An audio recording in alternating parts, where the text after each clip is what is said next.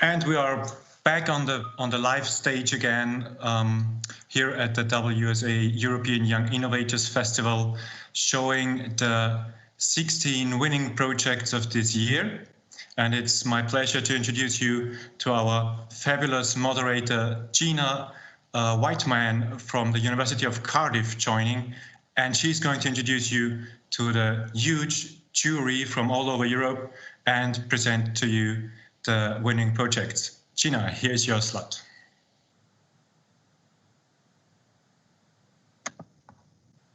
Hello there, welcome to the WSA European Young Innovators Event 2020. Whilst we aren't quite in beautiful Graz, I'm so grateful you've been able to join us from wherever you are. I'm coming to you live from not so sunny Cardiff over here in Wales, and I can't believe I have the opportunity to meet all of our innovators, panellists, and our fantastic audience from the comfort of my own bedroom. The European Young Innovators Award is a fantastic demonstration of the outstanding, thought-provoking and meaningful work many young people are undertaking across Europe.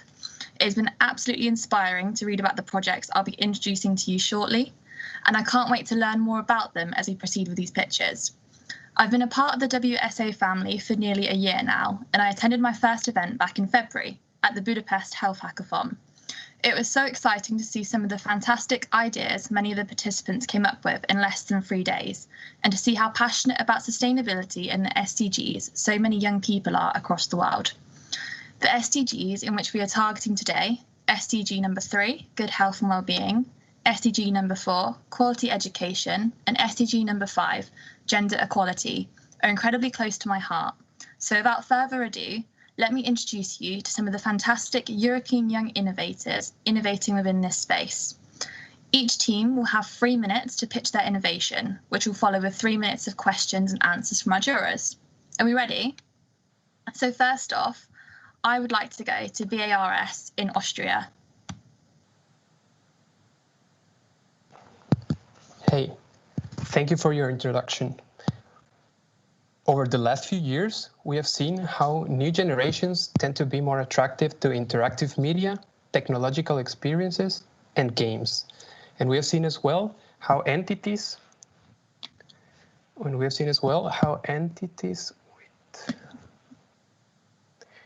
I just have a small problem right now with my presentation. Yeah. And we have seen as well how entities in the cultural heritage and tourism industry are struggling to stay relevant in this digital age and don't get the same amount of attention from new generations as Netflix or Candy Crush do. Now, meanwhile, new technologies like virtual reality and augmented reality have been evolving and becoming more accessible and affordable extremely fast.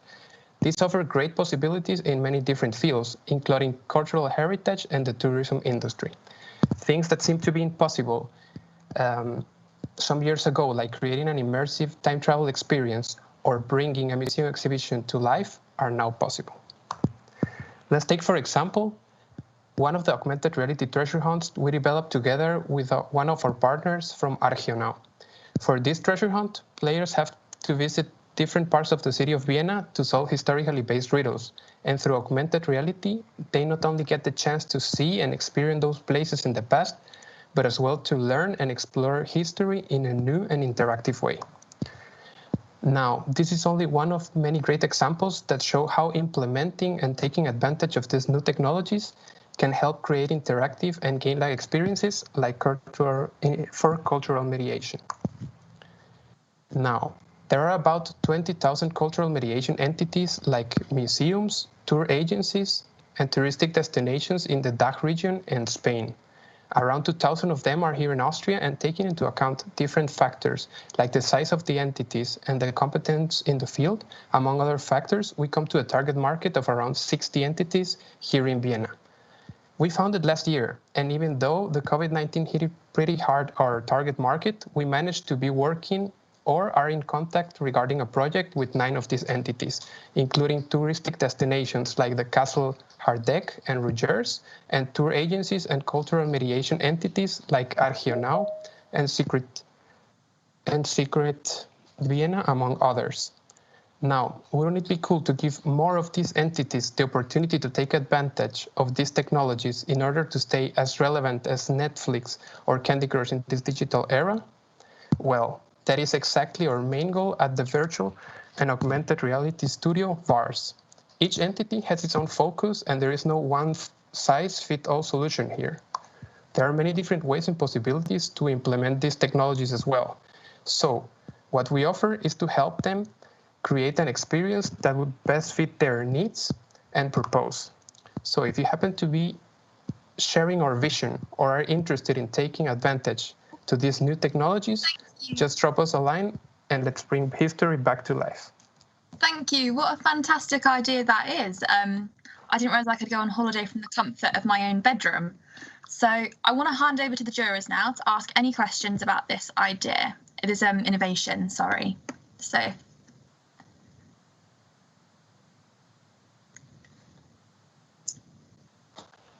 Maybe I can go on.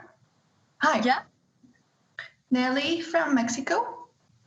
I would like to know what makes you different from other similar solutions? We actually are the only ones right now here in Europe that have managed to create this location-based augmented reality. And there are other studios as well that develop virtual reality and augmented reality, but they mainly added this augmented reality and virtual reality development to their portfolio. And it's just like one more thing they offer. We focus ourselves 100% in these two technologies, and that's what makes us to stay, let's say, on the edge of this new technology. All right. And in terms of scalability, how do you measure your impact?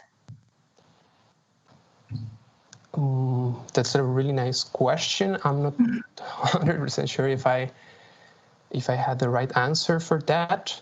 Mm-hmm. We've been working with different entities in this area. And we're planning to work with, as you saw in my presentation, at least 60 within the next 2 years. So right now we would say at 10%. We just founded last year. So yeah, we're at 10% of our goal, let's say, for the first 3 years right now. All right. So it's very important to have like very specific numbers, especially if you're going to ask for funding. Those are a very, very important criteria to keep in mind. All right. Thank you. Thank you.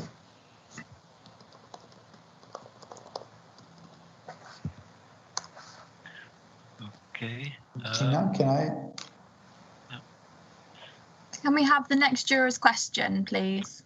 Okay. I would have a question, Frederick from Belgium.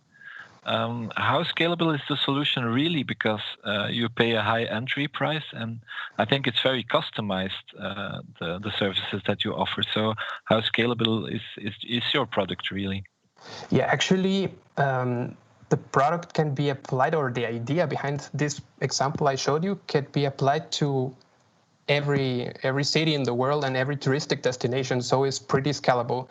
Because each touristic destination has its own content, it's the reason why we're customizing everything. You cannot show, let's say, the same kind of content in different destinations, but the scalability possibility is there. You can apply this in many different touristic sites and attractions. And how big is your team to be able to accommodate a lot of customers? In-house, we are now 4 persons that work in these projects, but we do work with external freelancers for 3D modeling, for example, 3D artists, and even programmers, depending on the type of project we have. Okay, thank you. Thank you. Hello. I am Leah from Graz, actually. And my question is that you mentioned that you right now focus on around 16 or like 60 in the area of Vienna. Do you already have plans to expand your project within Austria, or at least within the DACH region, since you like went and looked into that market first? Within the DACH region, of course, in Spain, we had in Murcia connections, and we wanted to create there a project together with one entity. And outside the DACH region in Spain, I actually come from Guatemala, and we have plans as well to do it in Tikal there. We have contacts with some touristic entities there. And yeah, sadly, because of the actual situation, the whole process has been paused, let's say. Okay, thank you. Hi, Dimitar from Macedonia. I think two other jurors asked more or less the same, but not clear answer from your side. We didn't see anything about your business model behind. Okay, what we do is we create custom solutions for the different tourism destinations or cultural mediation entities. So that's actually what our business model. We sell them the product. How you earn money? Sorry to interrupt. Yeah, we sell them the product which they implement. We create the custom product, the augmented reality app or virtual reality app, and that's how we sell. That's how we earn our money. Thank you. Excellent. Thank you so much for all of the questions. We're going to move on to the next team now. We are going to move on to Kidola, who is from Luxembourg. Hi, I'm Quentin. I hope you can see my screen.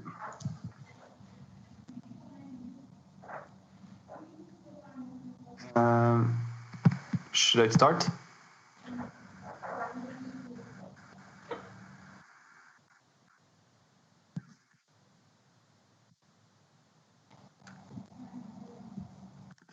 All right, so I'm here to talk to you about childcare.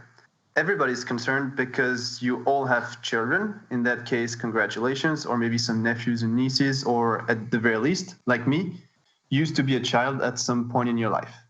Now, please, for the sake of this presentation, please picture yourself as a parent. You're picking up your daughter who spent the day at the nursery, and you want to know everything about her day. But all you get is it went fine. Then you ask your daughter, and you get this. Cute, right? 8 hours summarized in one look.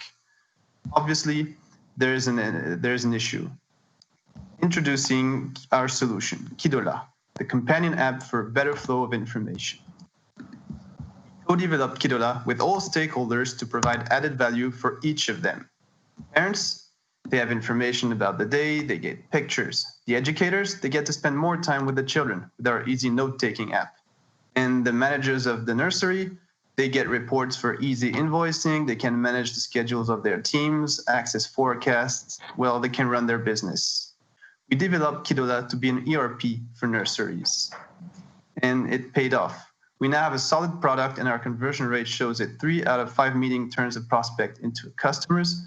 We keep onboarding new nurseries, and our work on the user interface results in less and less time spent on supporting the existing customer. We kept things simple, and we applied that same logic to our business model. Kidola is a software as a service. We charge 100 euros per nurseries as monthly fee with no hidden costs. Given those numbers, as you can imagine, we are aiming for big volume. Lucky for us, the market is quite big, and many countries have still projects to open new facilities. We focus on the countries with higher budget per children. They're more likely to invest in our solutions, like Luxembourg, France, and Germany. And to address those markets and grow quickly a network of customers, we have a scalable sales strategy. At first, we kept a really personal approach. It takes time, but it's rewarding with experience and knowledge. It allows us to create a scalable and successful product. But tomorrow, we'll advertise through social media and AdWords. We'll streamline our onboarding process while automating as much as possible to accelerate client acquisition. While improving our sales, we also need to think about increasing customer values. And for that, we have 3 leads. We can both add more premium features. We can also leverage our network, like through advertising. Last but not least, we can go to the other end of the spectrum into senior care and grow with the children. And that's about it. This is the team behind the project.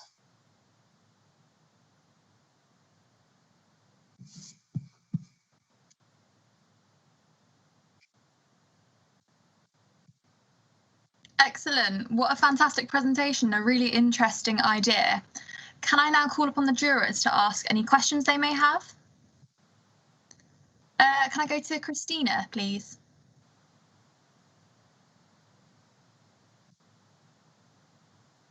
Christina?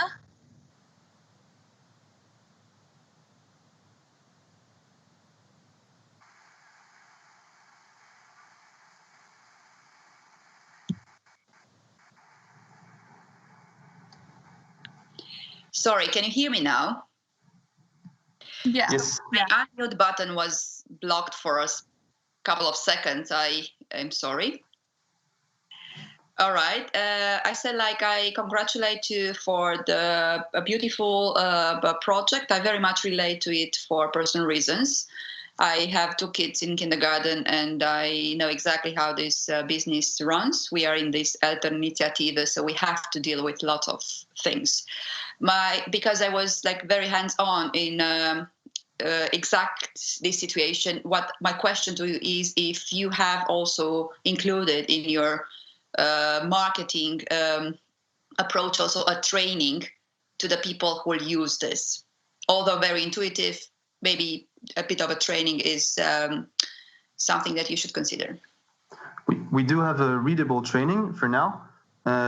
Lucky for us, we also, one time we handed the application for a nursery and we said we would come to train them for half an hour, but they started using it without us, and it was really easy. But the next step would be probably to implement an interactive training so that we don't even need to come there.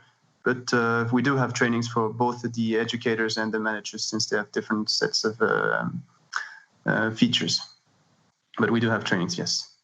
Wonderful. Thank you for the answer. That's it for me from my side. Thank you and good luck. Thanks. Excellent. Can I call upon Nelly for the next question, please? Hi. My question is related to data. So how you collect the data, and what kind of data are you collecting, and who can have access to this data? Thank you for the question. We are actually not owners of the data. We are just subcontractors for the nursery. So the data is collected by both the educators and the nursery in general. They collect data about the child for all their names, parents, and so on. And then every day they enter data like time of arrival, naps, meals. They take pictures, take temperatures, for example. So all these kinds of data. And the nursery is proprietary of the data, so they have to get the parents to sign a paper saying the parents agree with it. And since we're just subcontractor for the nursery, as soon as the nursery wants the data to be deleted or anonymized, we will do that for them. So GDPR was a big part of our project. We worked closely with a lawyer for that because it's concerning children, and sometimes it may be even related to health. So this is really sensitive data.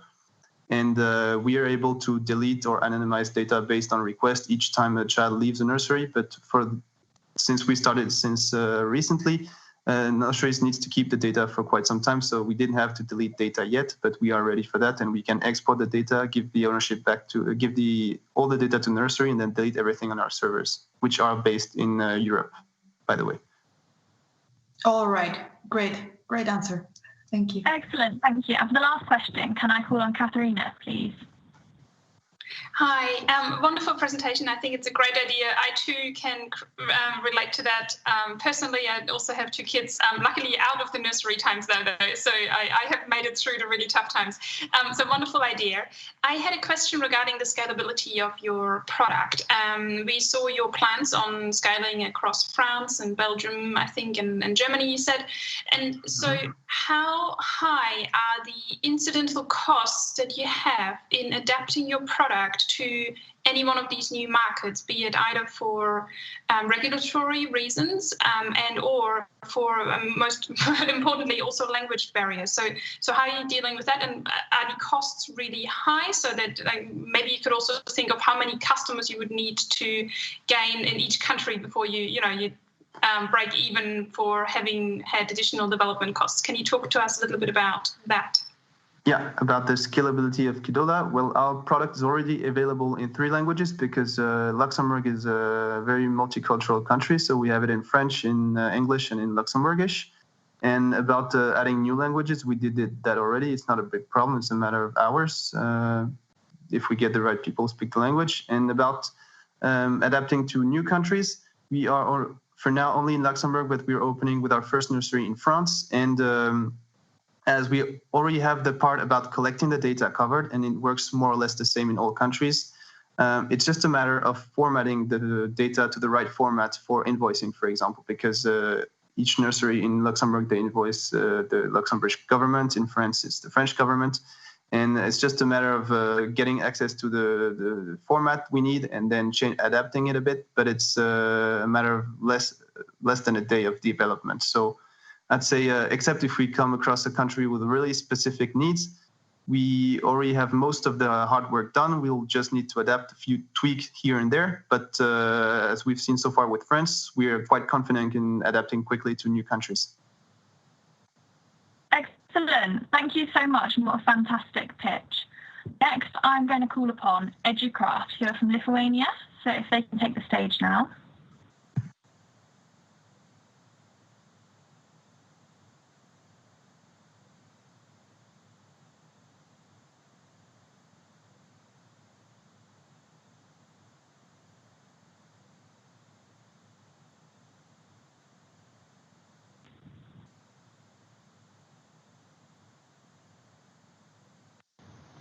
There we are.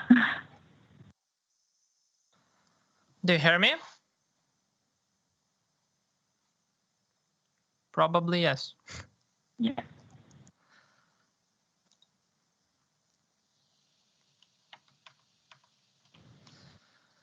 So, hello, my name is Darius, and today I'm going to tell you how we make children would want to be obsessed with education via Educraft. And Educraft is a innovative solution for education solution for schools, businesses, and governments and government institutions.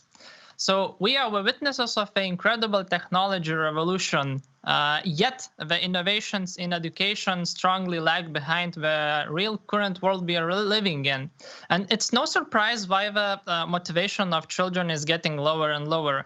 While students use TikTok and Snapchat, we are still trying to figure out how to set up a Zoom call. So for a few years, we have been working with educational projects, and our team has achieved incredible recognition from Tesla and the world media with Minecraft projects, and we rebuilt our Lithuania's historical capital, Vilnius. And we have been working with directly converting educational content into a game environment. So traditionally, we see gamification as something turning not so interesting content into a more attractive way. But we completely reversed the process and we called it edification, because we take something what children really love and we implement inside meaningful and educational content. So let me show an example how we do that. We create educational courses with storylines in the Minecraft world. Children behave like in the real world while doing activities on different school subjects. For example, Mars course. They build Mars bases using mathematics, grow food using biology. Also, they learn about culture and language while participating in the Burning Mars Festival. And that's just the tip of the iceberg. So we contribute to United Nations Sustainable Development Goal number 4, quality education, and we do that by letting children learn in a playful environment, work in projects, and feel how the knowledge is applied in the real world. And we can actually create any courses for any theme. So 30% of our participants are girls, and we can see how we can make this number even higher. Our solution even works completely online, so even children from remote tropical islands can connect. And right now, we as local self-sustained business in Lithuania, we have over 1,000 students, and we have already worked with many government institutions and businesses while creating different themes, camps, activities, live streams, worked with celebrities and worked with museums. So, and right now we are ready to go global. And in 5 years, we see ourselves as the biggest educational content with games providers in the world, creating easy to use content for every school. So we are Educraft, and let's bring the revolution of education together. Thank you. Excellent. What a fantastic idea. I think I've definitely behaved a bit better in school if I could play Minecraft and learn things instead of just sitting down writing lines.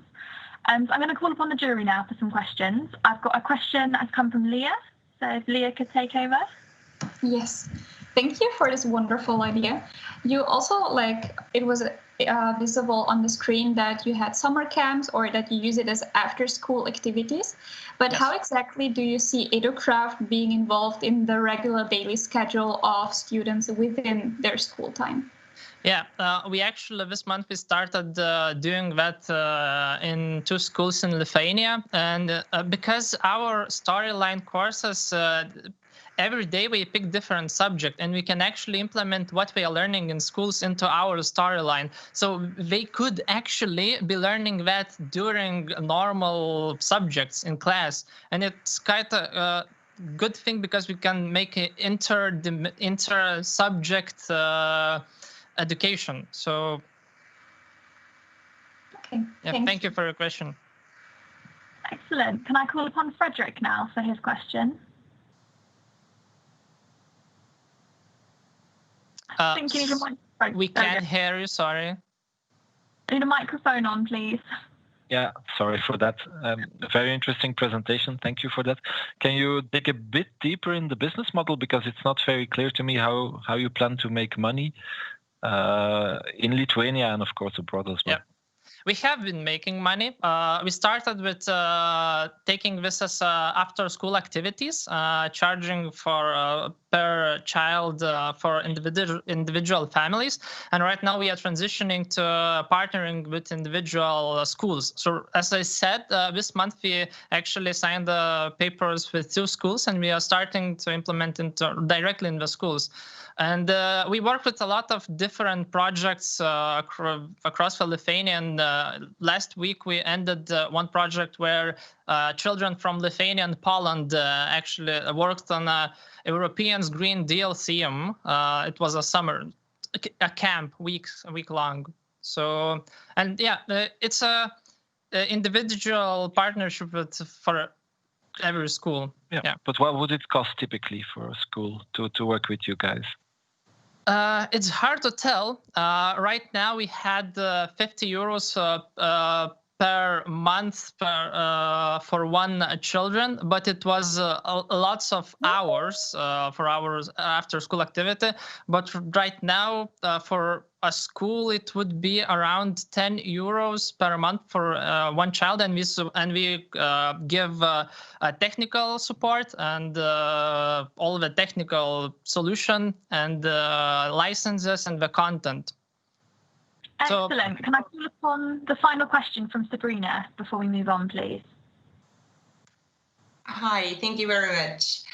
My question would just have been, what's your team's background in relation to where do you get all of the know-how from? Because it must be super specific. Yeah. And it's important to make the schools trust you. So yeah. We have actually been working for 4 years in this field. I'm 10 years YouTuber of gaming in Minecraft, and our team is quite big, 10 people, and we are well known in Lithuania, and we work with different institutions, and we get kind of trust from them. And right now even government is started trusting us, and our one of the newest projects is going to be working together with Junior Achievement, making economy course. So that we work with various institutions, and our team has actually it's pretty diverse from the different subjects. We have 2 person directly who have been working many years in the educational field, and we are the bridge between education and gaming. So yeah, thank you for your question. Sounds absolutely great. Thanks for your answer. That sounds like a really interesting new project that's coming up as well. I'll have to keep my eye out for it. I'd like to now introduce Perguntas de Especialidade from Portugal. I don't know if I've said that right, so I'm really sorry. But here we go. Okay, just like.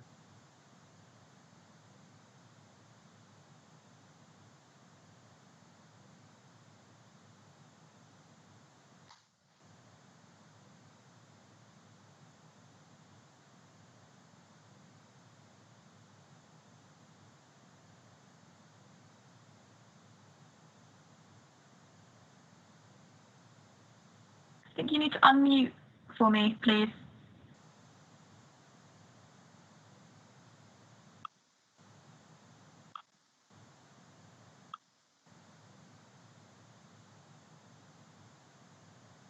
Okay, so can you see the screen?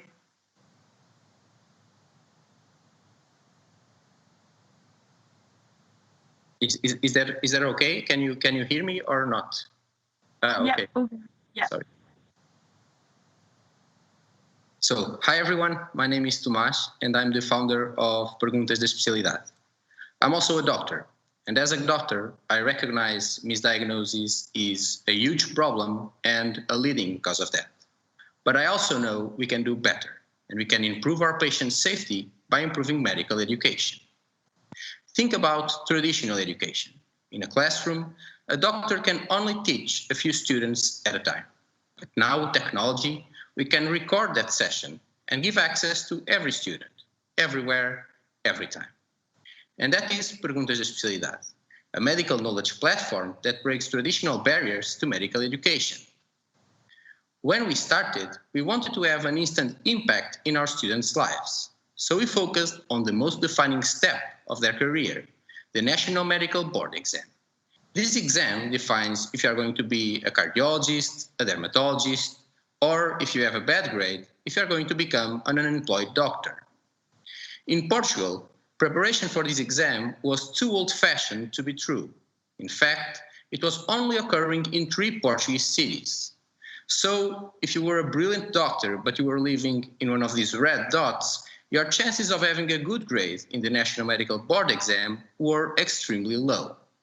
These outcasted students were our first ones, and they proved us we were right. In fact, when given the same opportunities, they classified 500 positions higher than students not taking our online course. They were our driving motive to continue, and we are now starting from day 1 of medical school, and through videos and clinical cases, we are now helping more than 1,000 students per day in more than 15 countries.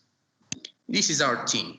We have a strong medical team with more than 120 doctors that daily connects with these students, and they are helping us in our new project, Dioscope, a smart medical chatbot that provides remote diagnostic assistance for every doctor everywhere. This is our goal. We want to create a global medical knowledge platform where doctors and medical students can have all the help they need, always at a click distance. Technology can bring us together, and together we believe we can do much better for our patients. Thank you. What a fantastic idea. Thank you so much. And I really hope my next doctor has been using this app. So I'd like to pass on to the jurors for any questions.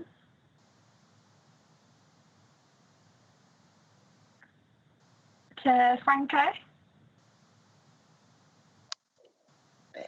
Hello, hola, Tomás. Hello. So, very interesting to see the solution you're posting for medical students. I'm interested to know a little bit about the business model. How much first does it cost, and how do you earn money, and how is actually this also be seen by the students that sometimes also need to pay for the education and then pay again maybe for the service? How does it really work? The medical knowledge market is huge. It's worth more than $100 billion. So that's our target market. We started with a bootstrap investment of $5,000 2 years ago, and we have managed to get more than $500,000 in revenues in these 2 years. The revenue sources are students that buy for their courses. We have a national bank, one of the greatest banks in Portugal, that supports part of these students' courses. And pharmaceutical companies, they also are a huge support to us. We have just starting to launch a new course for internal medical residents. And for example, just for that course for 200 people, we have managed to get more than $150,000 just on merchandising. So the medical educational market is of that huge size, and we are now helping Portuguese students, and we are now going to enter in the Brazilian market because we have 200 students that are working with us, and that is the next next market we are going to enter, and then the Spanish market. And the entry cost in each market is 200,000 euros. In Brazil, we have that kind of capacity to enter ourselves, and then external funding that we are seeking is going to be used to enter in the Spanish market.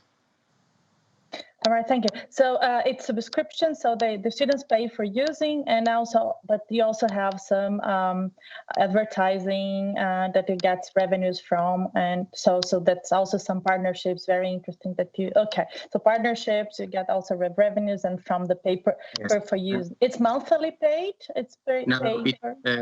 We have some monthly paid, but they can also do a 1-year subscription for the courses. With the new project, the chatbots, we are also targeting to private hospitals. We have that open access version that is free for everyone, and we can sold a private solution for hospitals that want to apply internal protocols on those smart chatbots. Yeah, thank you. So I'm Brazilian, so I'm looking forward to see how it will develop in Brazil. So thank you, and good luck. Thank you. Excellent. Can I now pass on to Christina for the next question, please? Hi, thank you, Tomasz, for wonderful sharing with us a wonderful idea. I love it. And I have a question that was addressed earlier to another project about the scalability costs, because the request, I simply see this solution working in all the countries in this world. Obviously, it's the same need. So I would like to know if my country of origin would, for instance, afford in scaling up your solution. Yes, the main criteria for us to enter in a new market is that they have this final medical board exam, because students are used to pay for that kind of learning courses. We don't need to create a new market. We just have to use an old-fashioned market that is based on in-person education that is clearly now, at least a part, is old-fashioned. And if students are used to pay for that market, it's easier for us. The introduction costs in each country are $200,000. It's the estimated value to do a quick entrance, because we have to pay for adaptation of the platform to a new language. We have to have someone full-time to do the relationship with the students, and we have to have a medical team, because we want to have a local approach, not a global one. It was easier for us to just put the site in English and then spread it all around the world. It's not our business model. We want that local doctors can be a part of the solution, because they increase our local presence, and they can help us with the local connections with partners, with hospitals, with pharmaceutical companies and pharmaceutical representatives. And I think that's part of our success here in Portugal, our strong local presence, and we want to replicate that experience, as I said, first in Brazil and then in the Spanish market, and then we can enter in every country that has that final board exam, which is extremely common in almost, I think, European countries. All right.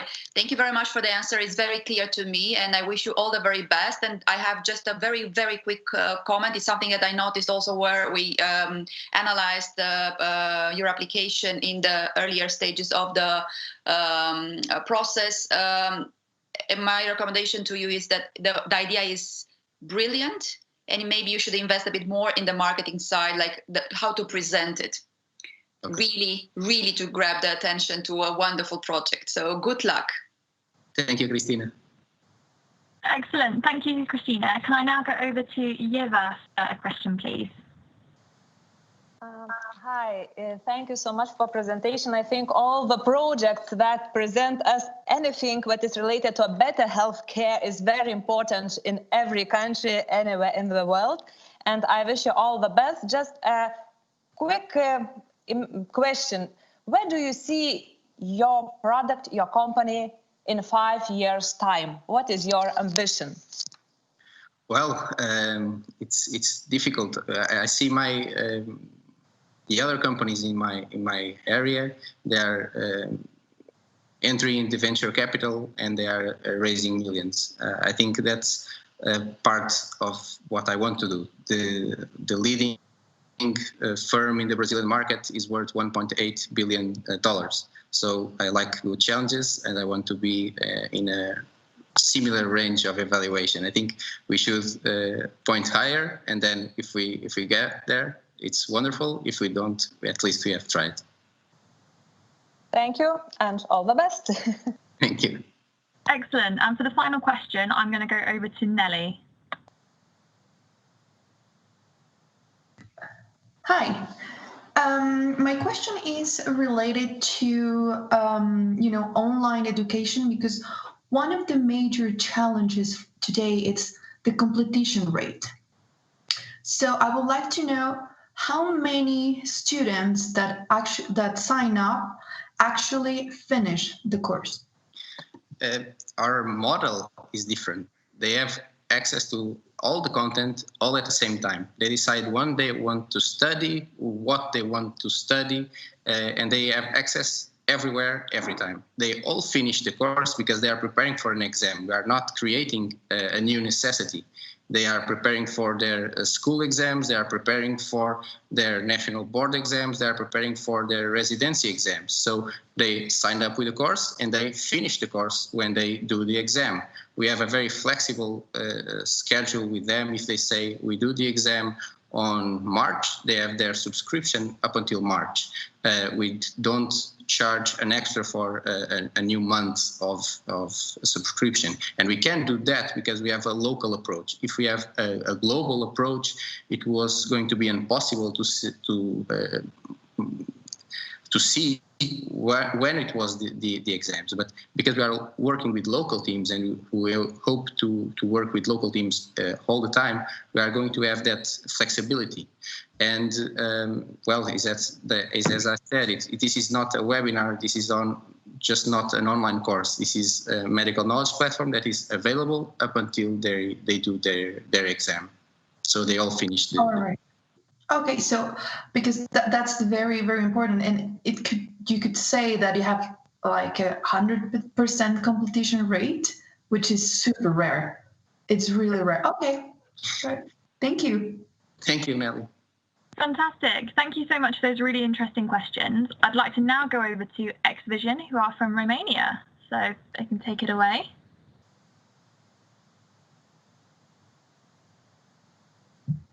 Yeah, hello everyone. I hope you guys can hear me. And first of all, I'd like to apologize to the jury and Thomas for the technical mistake with the slides. Okay, so XVision is making healthcare smarter with the help of artificial intelligence. The problem that we are solving comes from the fact that in today's world, there's more and more medical imaging equipment available, and thus more medical images that are being generated. But the number of radiologists that has to analyze them is not growing fast enough. Thus, more pressure is put on the doctors, which can lead to problems such as misdiagnosis or longer diagnostic times. And this is something that really affects us all, because at some point, probably most of us will do some sort of medical imaging investigation in our lives. So this is the problem that we are solving. We're assisting radiologists in analyzing medical images. How? With a web application that is easy to deploy in the workflow of the hospitals, of the radiologists, and that can detect using artificial pathologies and localize them on chest X-ray. Along with this, it can offer auxiliary information that further helps the doctors in the diagnostic process. And all this is thought out to save radiologists a quarter of their diagnostic time, to increase their accuracy, and to help prevent fatigue. At the moment, our team has all that we need in order to bring this product to the market. Except for Dr. Benza, we've known each other for 6 years now. We've been working together for 6 years now. Actually, we had 2 other startups before XVision. The later one also doing AI in healthcare. We are all computer scientists. So along the road, we had to bring in advisors from different areas to help us overcome specific hurdles. So at the moment, XVision can get advice and is helped by well-known Romanian professors and well-known Romanian and respected Romanian business people. Now, there are other companies working at similar solutions. but our main differentiator is the suite of auxiliary information algorithms that you have earlier seen. And this is not just because it is a technical difference, but because by offering this auxiliary information, you put the doctor's skills into the spotlight. XVision is not just an application that does diagnostic like they do. It offers them additional information, which makes it easier for them to adopt our solution. We've dedicated this year to validating the idea behind XVision and the product, the market the market and technology that we have, and we think that the numbers that we got to really show that there's a market for XVision and that our product is ready to go to the market. We've done so in Romania, which is our home market because it was easiest for us. But 2021 is going to be about scaling out to other countries. And we've already taken steps into this direction by starting discussions with Hungarian and Bulgarian partners. Thank you very much for listening, and I'm looking forward for your questions. Thank you. Fantastic. Thank you so much for a really exciting presentation. I'm going to pass on to the jurors now. Do we have any questions over here for XVision? Nelly, straight away. Hey, so this is a little bit more technical question. So you're using AI, right? So I would like to know which machine learning, deep learning, which algorithm are you using and what is the accuracy rate? Yeah, so the algorithms that we are using are actually deep learning algorithms. Those are deep convolutional neural networks that we have basically created. I mean, we started from well-known architectures, but then we adapted and we created our own IP to make them work better on our specific use case. In terms of the accuracy, the application is right now at the level of a single radiologist analyzing images, and that is about 90% accurate. And the plan is to bring it to expert level, a panel of experts analysis level. So multiple radiologists giving results on X-rays. Okay, in which library are you using for the algorithm? What programming language are you using? Yeah, so the programming language itself is Python, but we're developing this in multiple frameworks. We're developing it in TensorFlow, PyTorch, Keras as well. It depends on the algorithms that we have because there's a suite of them. There's multiple of them. All right. Okay. Thank you. Thank you very much. Excellent. Thank you. Can I go over to Frederick now, please, for his questions? Okay, thank you, Stefan, for the interesting presentation. I do feel there is a lot of competition in this market because only thinking of Belgium, there are at least 2 or 3 scale-ups that are going in the same direction as you guys. So can you tell us something more about your internationalization strategy? And have you tested which markets that will work best for you? And how will you tackle those markets knowing that there is a lot of competition in this field?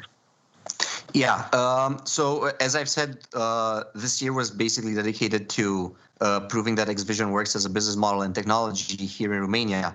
Those questions that you have just asked are something that we have started to ask ourselves in the last couple of months. And in order to provide an answer to them right now, we've done some market analysis. And obviously, we are mostly interested in Western Europe and going to Western Europe because that's where the money is.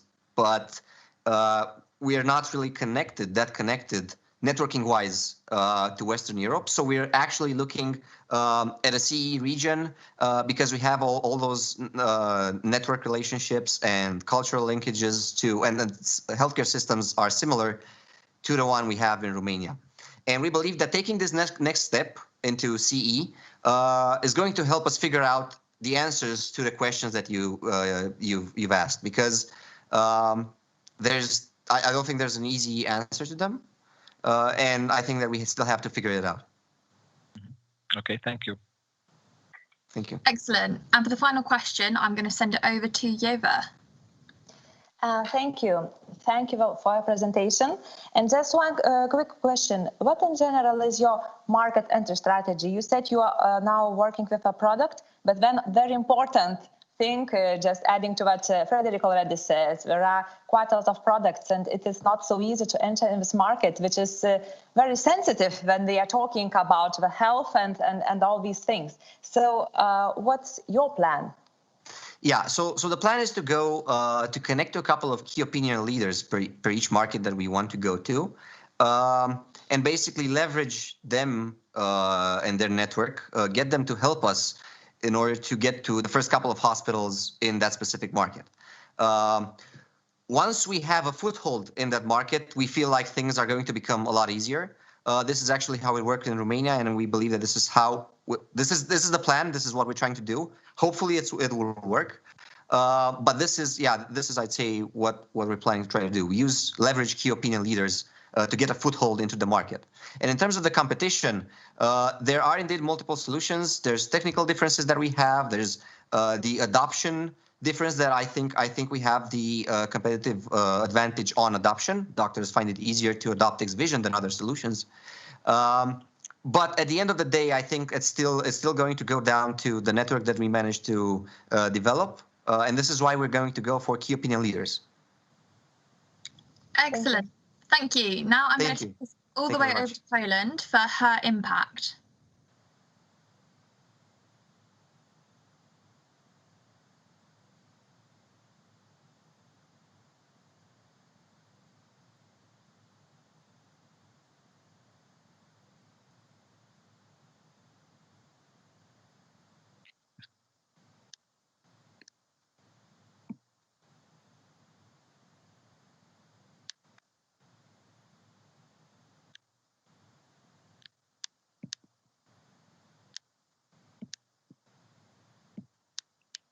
Could you please confirm that you hear me and Yes, we can hear you. Okay, can you see my screen also? Yes. 1 second, some technical problems. Okay. So, there is a girl who is in her middle 20s. She is smart, ambitious, and self-aware. At the same time, she lives in a world where women are still disadvantaged in the labor market. She works in a male-dominated field, and she wants to develop her career in a more conscious way.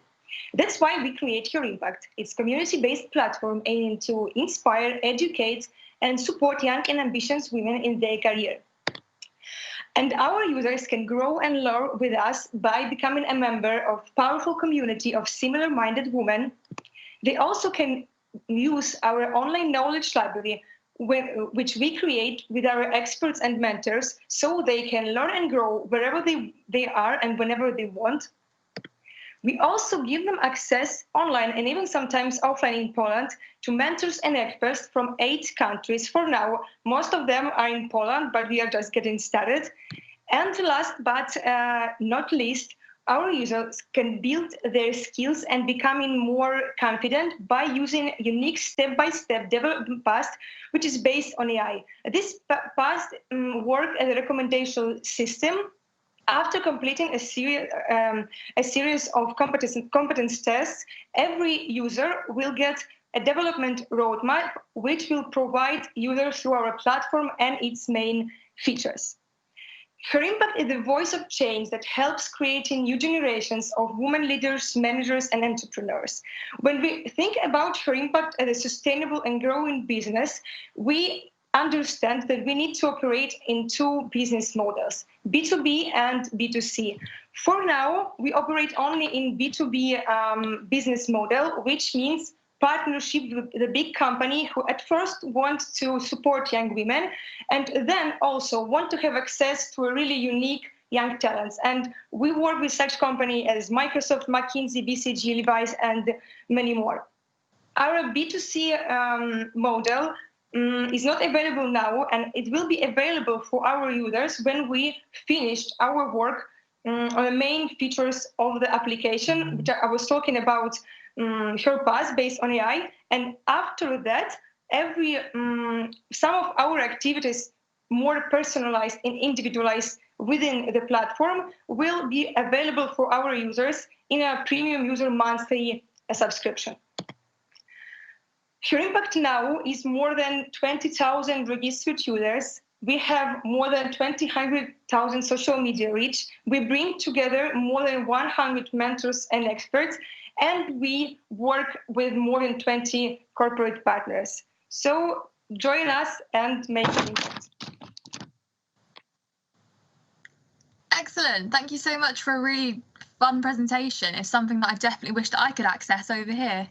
I'm going to have to pass it on to the jurors now. So do I have any questions at all?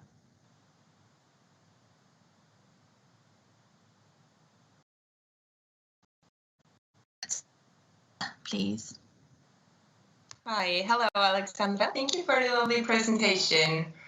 I was just wondering, do you already did you already check what's out there on the market? Maybe not only in Poland, but networks like yours in other countries that you might want to collaborate with or so? Yes, there is a lot of networks which support women around the world in Europe, but her impact is more.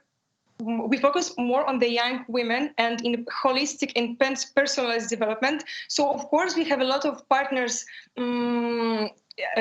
mostly in Poland for now, but not only. We do our research every time, and we are open to collaborate with other partners. But for now, we mainly operate in Poland, and we also cooperate with some, the most popular actually women support networking in Poland. But it's only for now because we operate more than 8 months in a market. So our first market is Poland market, and then we will develop our product to the other market in Europe. Sounds like a plan. All the best for that. Thank you. Excellent. Can I go over to Canvas now, please, for the next question? Yeah, hello, everyone. Canvas from Vienna. Great picture. Thank you very much. So what would you describe as your ultimate goal with your solution? What is the ultimate goal? What would you like to look back let's say, in 5 years? Our main goal, we are always looking at data and statistics, and we see the disadvantages in the labor market, and we see that even now throughout Europe, most of the managerial positions in the big companies are booked for men, not for women. So our ultimate goal is to change it and actually have same right for women and men in the labor market and in the career. Thank you very much. Excellent, thank you. And can I go for the last question for this one to Nelly, please?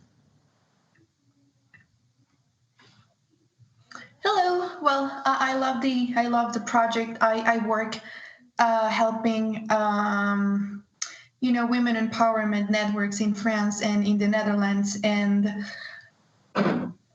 this is particularly in the tech sector, and one of the main challenges is to measure impact. And what I've seen it works the most is mentor-mentee programs. I would like to know if you have considered that, or how are you approaching that? Yeah, of course, we consider it, not for now.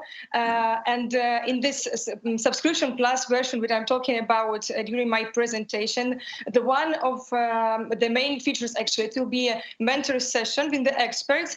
At first it's Poland and then in the other country. And this will be for sure a one-to-one session. So we consider it. And the other thing that I can say for now, from the new year, we start in Poland a big project with McKinsey. And it is actually a huge mentoring program, Her Impact and McKinsey. And we even split this program to 2 levels. So at first it will be pre-mentoring. So we know exactly what particular user of our application needs from mentoring and what kind of mentor she needs.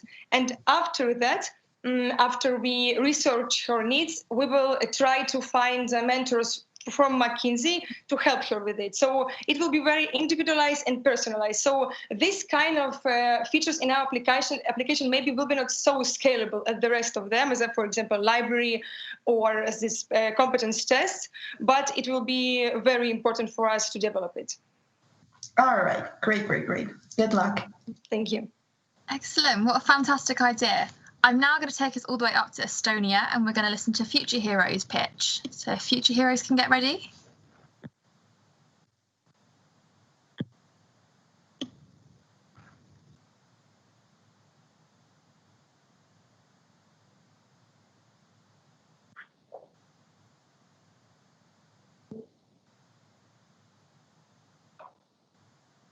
Can you see our slides now?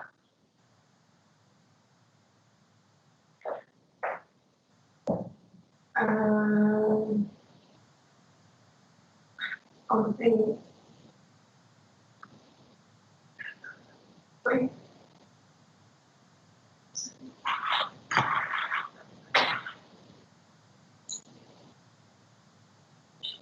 Can you see our slides? Yeah, we can, yes. Okay. How often do you see 3 young girls as co-creators of an international project that's acknowledged by the first female president of Estonia? That's good news, right? But let me start with some nasty numbers to why we're here. In Estonia, we are known for a big number of startups per capita. Only 15% of all startups have female founders, but even more nasty. From the total amount invested so far this year, less than 3% goes to female-founded businesses. We don't want the gender equality look like this, and that's how it all started for us, with a very real problem and strong will to fix it. I was a 14-year-old girl when I participated at the Eliminate Youth Contest. We won with my team and thought, but what next? One of my team members' mom saw the lack of fierce female role models and bunch of blocking stereotypes in the media, but a ton of potential in the young. This is why our CEO, Eva Bonomario, kickstarted Future Heroes. Future Heroes is a leadership and business accelerator for teenage girls to unlock their potential and create positive impact in the world. The Future Heroes program lasts for 3 months and consists of 9 diverse skills workshops, ranging from financial literacy to public speaking. Additionally, girls in the program have an active support system of inspirational speakers, mentors, and alumni to guide them through. Just to give an example, the speakers vary from a colonel from the not-so-battle group Estonia to a 9-year-old startup founder from Singapore. We have a hybrid learning structure where we focus on learning by doing. This means that every workshop, girls get to learn and test their skills. Since the program started, we have engaged girls from all over Estonia, as well as international students.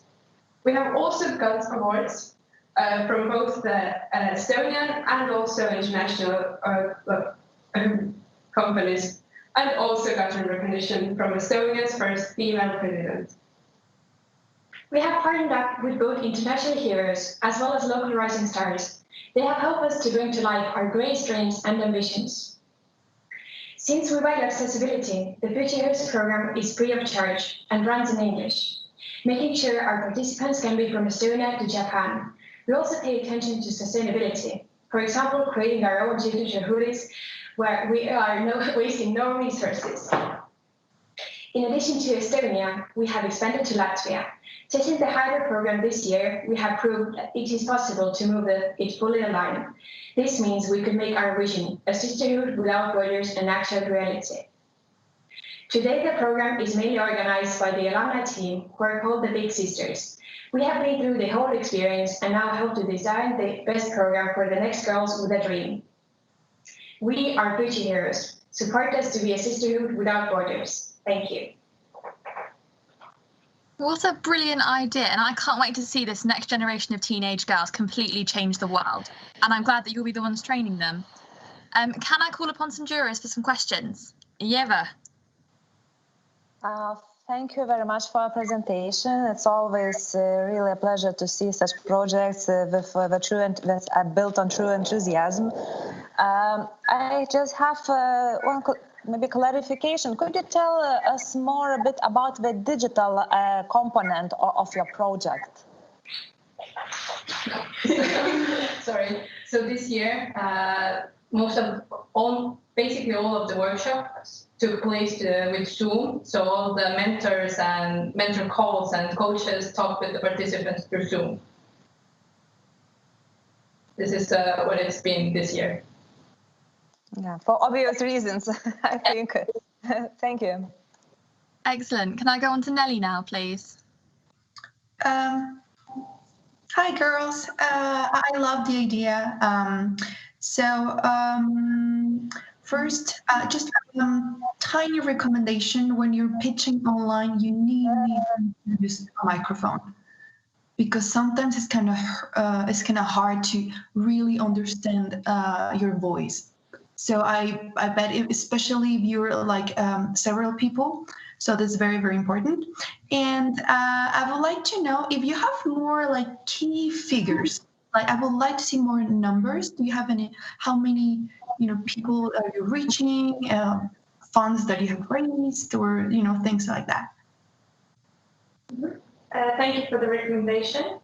Right now we have reached to more than 80 schools in Estonia, and we have engaged 250 teenage girls, and also we have partnered up with more than 150 inspirational speakers, coaches, and mentors, and we have partnered approximately 20 of them, 20 plus. Yeah. Wonderful. Thank you, girls. Good luck. Thank you. That's incredible. Thank you so much. Do we have any more jury questions before we move on? No? Okay.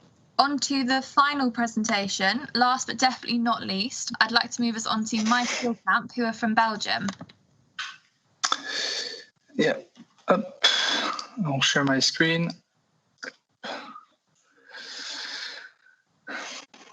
Do you all see my screen? Yep. Oops. What's going on? Yep. Do you all see it?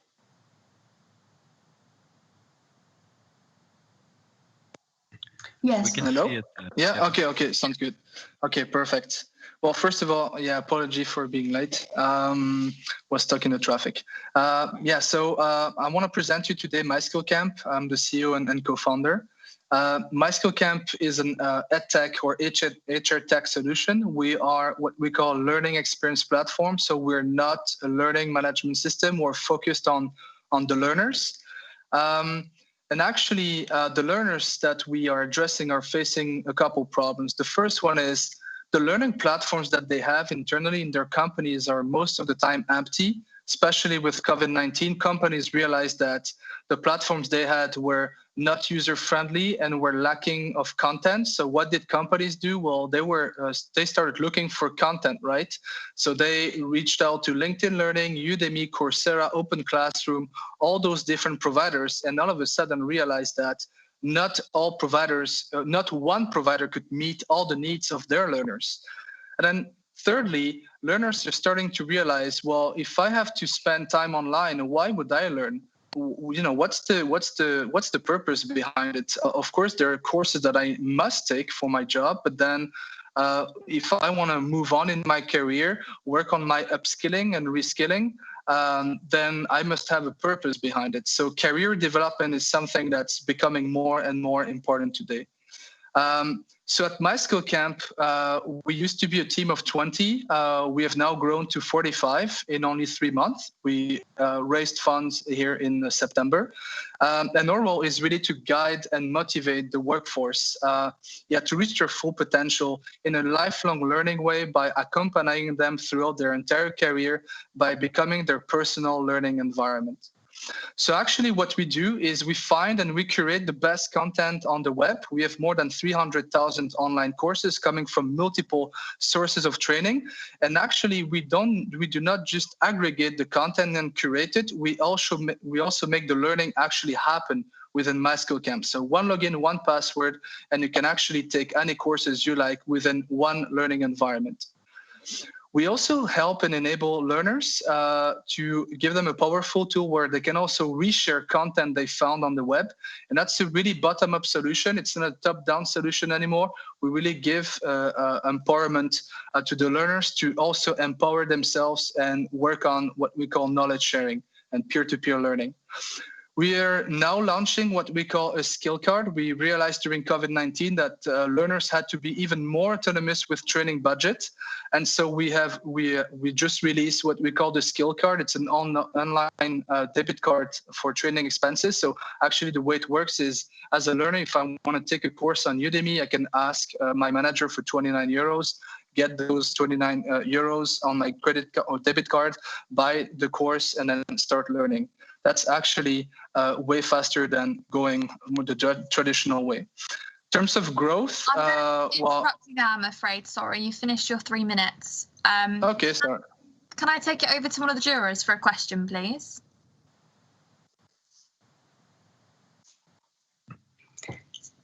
Well, why don't you tell us something about your key metrics and growth? Yeah. Yeah, sure. Yeah, so like I said, we just recruited 25 new recruits.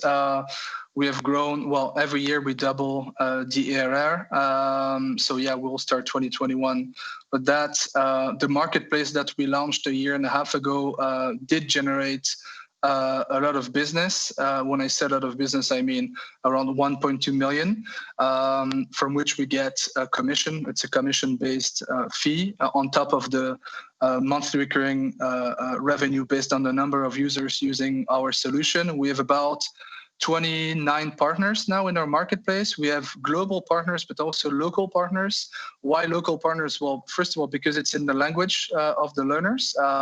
For example, in Belgium, not many providers do Dutch courses, so we need to find local providers that can also do that, but also tailor-made courses as well.